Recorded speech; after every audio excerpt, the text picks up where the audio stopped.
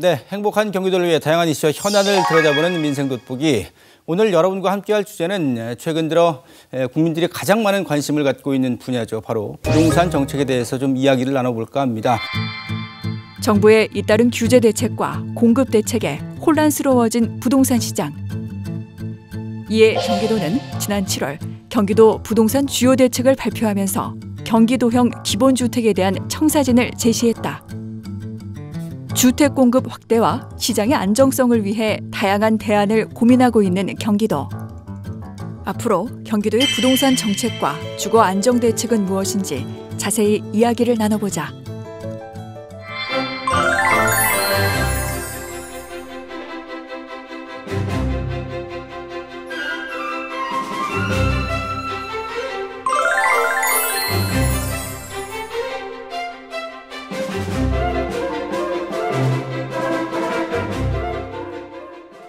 네, 부동산 안정화에 좀 어려움을 겪는 원인은 어디에 있을까요?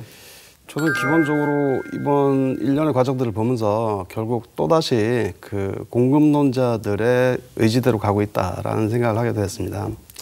예를 들어서 우리 부동산 지구 지정을 하면 핀셋 지정으로 풍선 효과가 유발됐다라는 것들 비판이 굉장히 많이 쏟아졌습니다. 그런데 이 부분에 있어서도 사실은 저는 맞다고 보는 것 중에 하나는 관료들이 적극적으로 지구 지정을 강력하게 빨리빨리 하지 않았다라고. 그러면 여러 가지 문제가 일어난다고 반대를 했을 거라고 보여지고요. 두 번째는 대출 규제를 했습니다. 그래서 갭 투자 방지한 거 맞고요. 투기 세력들이 예를 들어서 뭐 전세자금 대출 통해서 갭 투자를 계속해서 여러 채를 갖게 만드는 적극적인 투기를 한 수요 측들에 대해서 그건 맞는데 이렇게 되니까 또 다른 언론들이 뭐라고 얘기했냐면 그럼 현금 부자들만 갭질을 받아서 집을 살 수 있게 하지 않았느냐. 근데 사실 현금 부자들이라고 해서 그냥 그 집을 다 살 수 있는 건 또 아니거든요. 또 다른 규제책들이 있었어요. 보유세를 인상한다든지. 그런데 실제로 보유세 같은 케이스가 뭐냐면 종부세 특히 그중에서도 보유세는 재산세 플러스 종부세가 같이 합쳐진 그 개념인데 종부세 세제율이 되게 낮아요. 결국은 그러니까 결국 정부가 택하는 것들이 시장 논리에 따라서 공급 확대를 마지막에 발표를 했습니다. 대규모로 그렇죠. 하겠다고. 그래서 그 시장은 시그널을 원합니다. 그러니까 이것이 정부의 의지가 적어도 지금 단기간의 정권 차원의 의지가 아니고 앞으로 공공성을 어떻게 확대해 나가겠다라는 것에 대한 명확한 시그널. 그렇지만 지금까지처럼 임대주택 몇십만 원 단순히 짓겠다라는 지켜지지 않는 약속들 내지는 그 대체제 효과를 낼 수 없는 것들에 대한 시그널이 아니고 정말 공공성을 구체적으로 어떻게 확보해 나가겠다는 시그널을 주지 않는다면 계속해서 이렇게 부동산 시장이라는 시장 기능 속에서 어려움들이 계속 나타날 겁니다. 이제 공급 확대 얘기였죠. 8.4 대책에서 수도권에 13만 2천 호를 공급하겠다라고 언급을 했습니다. 이게 좀 어느 정도 효과가 있을까요? 일단은 지금 수도권의 유유부지 활용하고 그다음에 3기 신도시에 용적률 상향 지금 500%까지 상향을 검토하고 있다는 거 아닙니까? 그러면은 최소한 공급 부족 우려라는 거는 어느 정도 불식시킬 수가 있는 것이죠. 그래서 그 불안 심리를 미리 좀 차단을 하고 미래 이제 주택 수요에 선제적으로 우리가 대응을 한다. 그런 차원에서는 굉장히 긍정적인 신호로 볼 수가 있고요. 그다음에 이제 경기도에서 기존에 공급하고 있는 공공 임대주택 20만 호가 지금 계획이 돼 있는데 여기서 새롭게 기본주택하고 사회주택하고 공급이 계속 진행이 된다면은 주거 안정에 그래도 많은 도움이 되지 않을까 그렇게 생각하고 있습니다. 어쨌든 뭐 지금 통계를 보니까 최근에 계속해서 대책이 나오면서 수도권의 집값은 조금 뭐 안정이 되는 것 같더라고요. 뭐 미세하게나마. 그런데 갑자기 튀어나온 게 이제 전세값이 되고 말았어요. 이렇게 계속 공급 주도의 방식으로 가면 그렇다고 해서 전세값이 잡히는 게 아니고 매매가도 안 잡히고 그러면서 다시 블랙홀처럼 전국의 돈과 그 인재들을 끌어모으면서 지방을 피폐화시킨다는 겁니다. 최근에 와서 용산 개발 얘기가 나오자마자 이제는 기다렸다는 듯이 주변 집값이 올라가잖아요. 예를 들어서 용산 쪽에 대규모 아파트가 들어서면 대규모 물량이 공급되니까 당연히 주변 집가가 떨어져야 되는데 떨어지니까 그냥 오히려 호재로 받아들이면서 거기서 바로 반등을 시도하잖아요. 그 얘기는 뭐냐면 저거는 분명히 분양가가 비쌀 거야. 그러면 당연히 주변 값들도 따라서 그 가격이 주변 집값을 따라서 끌어올릴 거야. 라는 것이 이미 경험을 통해서 다 알고 있는 것들. 네. 그래서 이 문제를 특별하게 전세난을 임대차 3법이 전세난을 가중시켰다라고 생각할 필요는 없다는 거죠. 임대차 3법을 벌써 이미 오래전에 준비가 돼 있었고 네. 이 정책이 어느 순간 꺼내더라도 일시적으로 그런 현상이 일어날 수 있다는 거죠. 근데 조만간 여러 가지 공급 구조가 되고 하면 막상 법률이 시행되면 그 갭이라든지 그로 인한 문제라든지 이런 것들은 대부분 다 제도권 안으로 시장 안으로 다시 수용된다라는 것들이죠. 네. 두 번째는 어차피 그 세입자들을 보호해야 된다는 의지를 갖고 있는 거잖아요. 네. 그래서 우리가 예전에 우리가 주 6일 근로하다가 주 5일 근로할 때 여러 가지 문제가 많았지만 자연스럽게 시간이 되면서 정착하고 받아들이듯이 세입자 보호 기간도 이제 2년에서 4년 늘어나고 이런 것들에 대해서 자연스럽게 보호하는 장치로서 이것은 당연하다고 보여지고 잠깐의 그 몸살이나 잠깐의 그 미스매치 때문에 이 정책을 뭐 늦춰야 된다. 저는 그런 것들은 아니라고 보여지고 있습니다. 예, 예. 그 전세가 폭등하는 원인이 이제 집값이 폭등하니까 당연히 그 거기에 대한 전세가 폭등하는 거거든요. 그리고 지금 수요가 굉장히 많은 상황임에도 불구하고 전세 물량이 사실은 부족한 게 사실입니다. 네. 예. 그러나 지금 우리가 경기도에서도 그 공공 임대주택을 늘려나가면 그리고 공공 임대주택을 늘려나감에 있어서 기존의 영구 임대나 이런 것처럼 특정 저소득층이 많이 들어갈 수 있는 그런 주택이 아닌 네. 공통의 모든 사람들이 무주택이라면 다 같이 들어갈 수 있는 또 그 이상의 그 또 생활 편의도 준비가 돼 있는 그런 것들이 점차적으로 확대 공급이 된다고 시장에서 시그널을 받아들였을 때는 분명히 장기적으로는 안정이 될 수 있다는 그런 입장이고요. 경기도가 새로운 주거 정책을 발표했죠. 경기도형 기본주택 얘기를 좀 해볼까 합니다. 경기도형 기본주택, 일단 어떤 주택을 말하는 겁니까? 이번 그 경기도 기본주택의 개념은 중산층에게도 좀 그 편안하게 꼭 집을 뭐 매입을 해야 되는 것이 아니라 임대로도 얼마든지 편안하게 수십 년간 살 수 있다 이사 안 가고라는 네. 그 비전을 주겠다라는 거고요. 그 고급화된 임대주택 그러면서도 저렴한 것을 지향하고 오래 편안하게 살 수 있는 임대주택의 새로운 모형을 좀 만들려고 하는 시도라고 보고 있습니다. 예.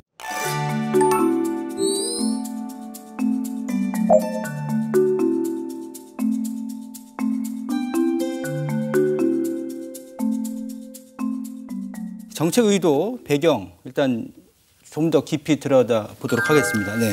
이거를 잠깐 보시면요. 네. 되게 이 공공주택이 분양되는 과정입니다. 이 민간 사유지를 그 공공이 토지를 수용해서 네. 그다음에 용지 정리를 합니다. 여기까지는 공공성이 공공 소유인 상태인 거죠. 네, 네. 그다음 단계로 토지 분양을 합니다. 건설자들한테. 이때부터 민간 시장으로 귀속된다고 보시면 되고요. 이 토지를 산 민간 건설사들은 거기에 또 이익을 붙여서 아파트를 짓고 거기에 또 아파트를 분양을 합니다. 그래서 일반 소비자한테 들어오고 네. 다시 분양받은 사람들은 또 시세 상승을 바라보면서 시세 차익을 얻으려고 판매를 하게 되죠. 다시. 세 번의 도정 질문하고 두 번의 그 온반을 통해서도 이 부분 공공성을 계속 유지시켜야 된다. 토지를 그러니까 공공이 수용한 토지를 더 이상 민간에게 분양하지 말아야 된다라는 것을 전제로 깔고 있는 거예요. 핵심이로군요. 그렇죠. 예, 예. 그러니까 계속 이 공공용 토지가 이렇게 민간 시장으로 나가면 향후 컨트롤할 수 없는 결국은 부동산 자체를 시장의 논리에 맡겨서 네. 계속 가격의 악순환이 일어날 수밖에 없다는 것들. 네. 그래서 앞으로는 계속해서 이 공공 귀속된 토지를 다시 분양하면 안 된다라는 개념이었고 네. 토지는 판매하지 말자라는 거죠. 주택만 네. 분양하자는 거고. 그래서 저렴한 분양가 그 대신 그 토지는 계속 공공이 갖고 있게. 거기에 이제 뭐 사회주택 또한 임대 형태로 해서 마찬가지 개념을 갖고 있고 네. 환매조건부 제가 계속 도정 질문하면서 주장했던 싱가포르 방식의 환매조건부 주택도 여기에 속한다고 보시면 될 것 같습니다. 네네. 제일 중요한 거는 서로 간에 그 그러니까 수용된 토지에 대해서는 공공성을 유지하자는 것들. 그래야 그 다음번 세대들에 대한 그 대처가 가능하고 네. 공공이 계속 늘어나야 된다는 것들에 기반을 하고 있다고 보시면 될 것 같습니다. 예, 예. 공공 용지를 확보함에 있어서 좀 안 좋은 곳에 확보를 하고 아무 생각이 없이 그러니까 어차피 해야 되니까 임대주택을 그냥 호수를 늘리기 위해서만 염두에 두고 이 사업을 해왔다는 것이죠. 네.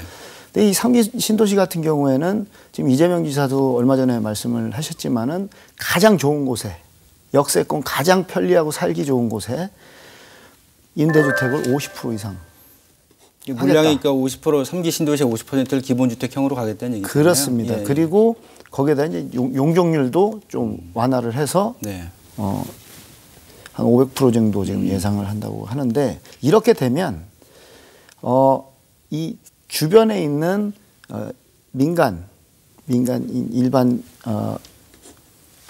임대보다 훨씬 좋은 환경이면서도 저렴하게 충분히 공급이 가능하다는 얘기거든요. 네. 예, 그리고 거기에 대한 공공기관 부채 그런 것 같은 경우도 이제 리츠를 통해서 해소를 그러니까 피해 나갈 수 있는 부분이 있기 때문에 이 공공용지를 확보를 하면서 가장 좋은 곳에 공공용지를 확보하는 게 그게 핵심이에요. 예, 사실은. 예. 그렇죠. 그래야 출발이 되니까. 예. 성공을 할 수가 있습니다.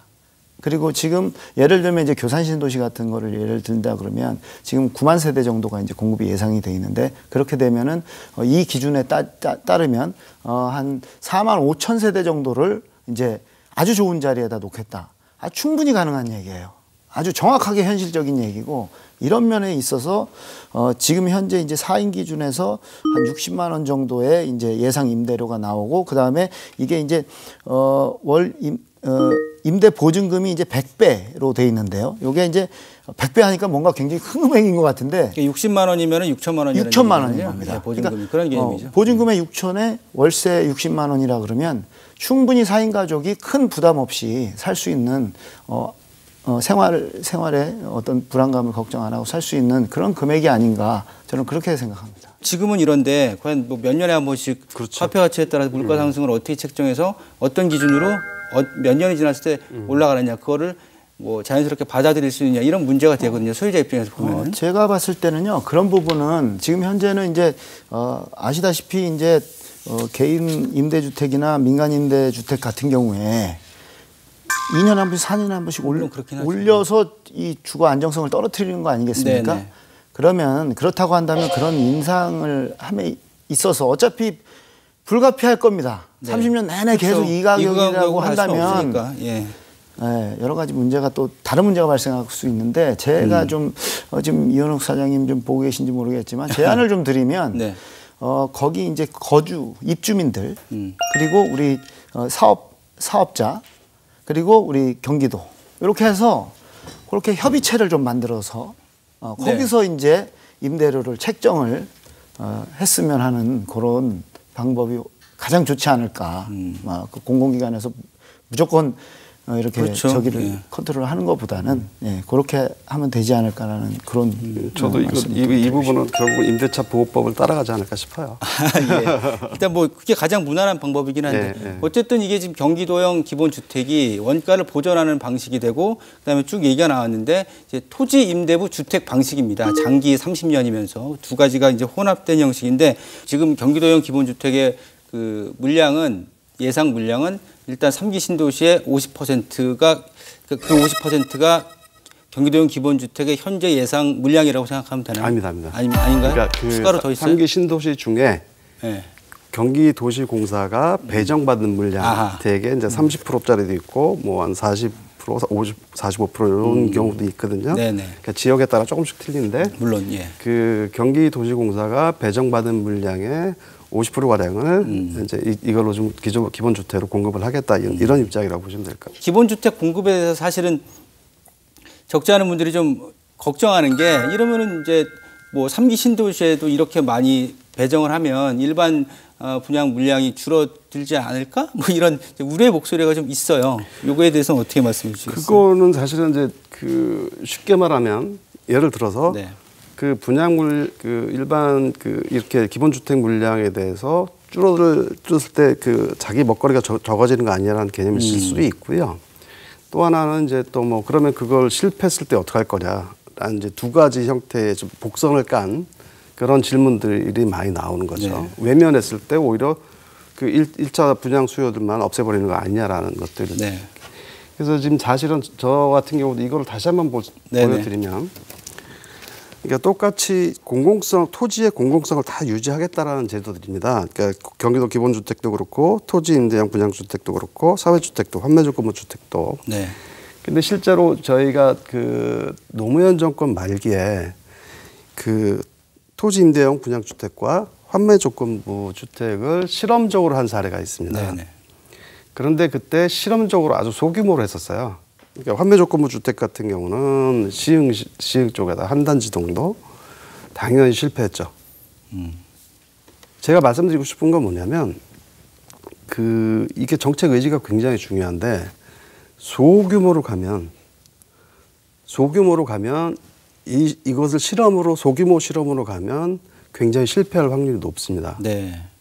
그다음에 우리가 지금 흔히 아까도 계속 말씀드렸지만 이거는 뭐 정당 어느 당 여야를 따지지 않고 사실은 공급론자들이 굉장히 많이 계셔요. 이제까지의 경제적 논리에 아까도 말씀드렸지만 우리 토지주택공사 심지어는 우리 경기도시공사 안에도 직원들 중에도 왜 이런 것들을 해라는 분들 그냥 기존처럼 분양하고 저렴하게 임대주택 지어주면 그만이지라는 개념을 갖고 계시는 분들이 많아요. 그러면 이 실험들에 대해서 당연히 아주 안 좋은 곳에 또는 이렇게 했을 때는 이 실험들은 당연히 실패할 수밖에 없습니다. 그래서 그렇게 어느 정도의 물량이 같이 가동이 된다면 그것을 결국 받아들인 수요자 입장에서 정말 정책이 이렇게 가려고 하는구나 라는 신뢰를 받을 수 있겠죠. 그래서 이 부분에 대해서 중요한 거는 오히려 수요자들에 대한 신뢰도를 어떻게 높일 것이냐. 네. 결국은 정책 당국의 의지라고 생각합니다. 네. 두 번째는 이번 기회를 똑같이 바꿔서 생각해 주시길 바라는 것들이 자 이제까지 시장 중심으로 부동산을 시장 중심으로 관리하다 보니까 끊임없이 우리는 시간대마다 매번 논란이 되어 왔었습니다. 계속 악순환에 빠져왔던 거죠. 그럼 이제는 대체제가 분명히 나올 때가 됐죠. 이 대체제에 대해서도 정책적 의지를 가지고 이제는 이 대체제가 다시 부동산 시장을 오히려 제어할 수 있는 대체제 역할이 되게끔 이 씨앗을 뿌리는데 아마도 경기도하고 또 중앙부처에서도 같이 이건 힘을 좀 실어줘야 될 거라고 보고 있습니다. 네. 근데 문제는 수요자들의 신뢰를 얻을 수 있느냐인데 사람들은 이 집 소유에 대한 주택 소유에 대한 의지가 우리나라처럼 강한 나라가 별로 없어요. 그리고 이제 임대주택이 아무리 지금 기존의 공공임대주택과는 다른 환경의 역세권의 환경이 괜찮고 안정적이다 해도 사람들은 내가 임대주택에 사는 거를 다른 사람들이 알까봐 그 걱정을 한단 말이에요. 이 오랫동안 켜켜이 쌓여진 인식의 변화를 과연 이 정도 조건으로 사람들의 마음을 움직일 수 있을 것이냐. 근데 이게 편견이 한순간에 갑자기 없어지지는 시도는 해봐야죠. 예. 않습니다만은 아까 말씀드린 대로 가장 좋은 위치에 구분 없이 모든 사람이 무주택이라면 지원할 수 있다. 그리고 실제로 안에 요거는 조금 부수적인 내용이긴 하지만 청소, 돌봄 서비스랄지 아이들 육아 서비스 이런 것들이 어느 정도 기본 이상이 차별적으로 이제 주거 서비스가 이루어지게 된다면 서서히 거기에 대한 이미지는 많이 바뀔 것이라고 봅니다. 네. 지금 사실은 예를 들어서 지금 경기도에서 지금 추진하고 있는 행복주택 있지 않습니까? 네네. 일부 행복주택에서는 정말 젊은 사람들이 와가지고 그 주변에서 지역사회와 같이 하면서 같이 주민들하고 호흡하면서 사업도 같이 하고 이런 부분에 대해서 굉장히 긍정적인 부분이 조금씩 나타나고 있거든요. 예, 그런 면에서 이게 기존에 이제 도에서 추진하는 사업에 대해서 50% 이상은 하겠다라고 규모를 좀 늘려나갔을 때는 어느 정도 크지는 않지만 변화가 있을 거를 저는 확신해요. 네. 부동산 시장에 이렇게 많은 국민들이 이렇게 일희일비할 수밖에 없는 상황들은 일단은 제가 보는 국민들은 약 70~80% 정도는 건강한 국민들. 그래서 미래가 불안한. 그래서 자산을 좀 획득하고 싶은데 지금 시장 상황에서 급여 가지고는 이건 안 되고. 그러니 안전자산, 노후자산으로서 주택 또는 아파트들을 좀 선호할 수밖에 없지 않느냐는 상황이죠. 이렇게 시장이 엄연히 존재합니다. 이 시장을 다 갈아엎고서 새로 이 대체주만 할 수는 없어요. 그러면 시장이 일정한 기간 동안 적어도 10년이든 20년이든 30년이든 한편으로 시장을 계속 가고 이 대체재가 계속 커져야 되는데 그렇죠. 예. 그런 그 과도기적 상황에서 제가 생각했던 것들은 예를 들면 이렇게 환마주권까지 수익을 다 빼는데 이거를 주택연금으로 연동했을 때 어느 정도의 이 베네핏을 주자. 네네. 이것이 시장에 안 나오게 하는 베네핏 같은 것들을 적어도 1, 20년에서 30년까지는 좀 줘야 되지 않을까. 예. 그럼 단순히 임대로만 끝냈을 때 자기가 다른 자산 효과, 나이 먹고 잡도 없어지고 했을 때 이 불안감들을 해소할 수 있지 않겠냐라는 이런 생각들을 하고요. 그러면 예를 들어서 기본주택에다가 약 30년 정도 지나서는 그러면 환매 조건을 걸어서 뭐 예를 들어서 그 대신 조건은 자기 연금용으로만 시장엔 못 나오게 한다든지 이런 믹싱된 그 정책이 나올 수 있으리라고 보고 있고요. 그럼 우리가 정책 중심을 어디다 맞추려야 될 거냐는 거죠. 그 공급론을 계속 얘기하시는 언론들이 이 카드를 내면 패닉 수요에 대해서 얘기하고 저 카드를 내놓으면 또 일반 서민이라고 하는 예를 들어서 골든레이버들을 얘기하고 왜 선배들은 그 골든레이버들 흔히 말하면 그런 공무원 공기업들에서는 얘기하는 게 뭐냐면 선배들은 이미 벌써 그 아파트 한 채 가지고 강남 또 그다음에 그 경기 남부권에 한 채 사서 이미 벌써 뭐 20억 뭐 이렇게 차익을 받지 않느냐. 네. 왜 우리는 볼 수 없느냐. 기회가 균등하지 못하다라고 지금 그런 분들이 어떤 얘기를 하시냐면 물량, 임대 물량을 왜 빼가느냐. 분양 물량 우리에게 더 줘야지. 라고 하시는 분들이에요.